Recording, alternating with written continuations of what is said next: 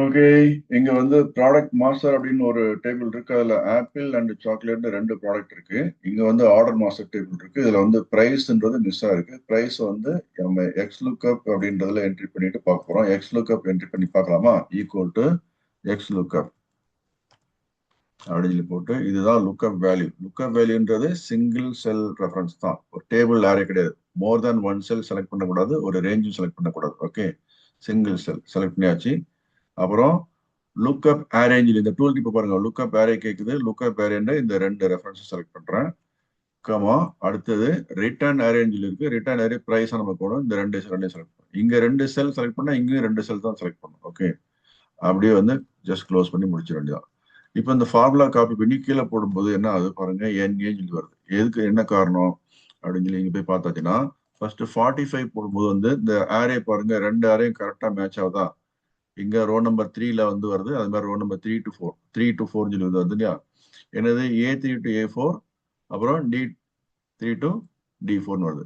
அதே இது இந்த NA வரக்கூடிய இடத்துல வந்து கிளிக் பண்ணிட்டு ஃபார்முலா பார்ல கிளிக் பண்ணி காமிக்கிறேன். அந்த டேபிள் அரே மாறிடுச்சு பாருங்க. அந்த 3-4 வருக்குதா, A3 A4 சொல்லி வரக்குதா, A4 A5 சொல்லி வந்துருச்சு.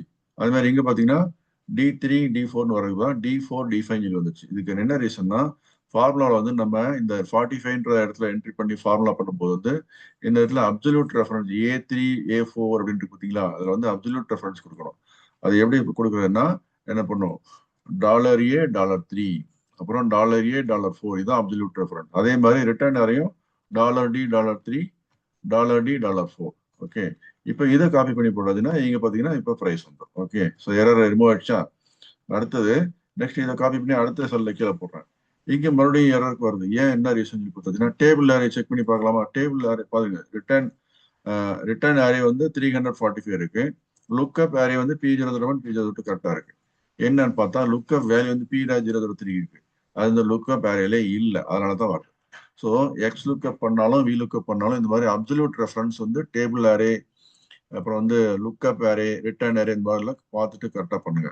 ஸோ இங்கே ரீசன் போட்டிருக்க சம்மரி இப்போ நம்ம டிஸ்கஸ் பண்ண ரீசன்ஸை இங்கே போட்டிருக்கேன், பார்த்துங்க. ஓகே.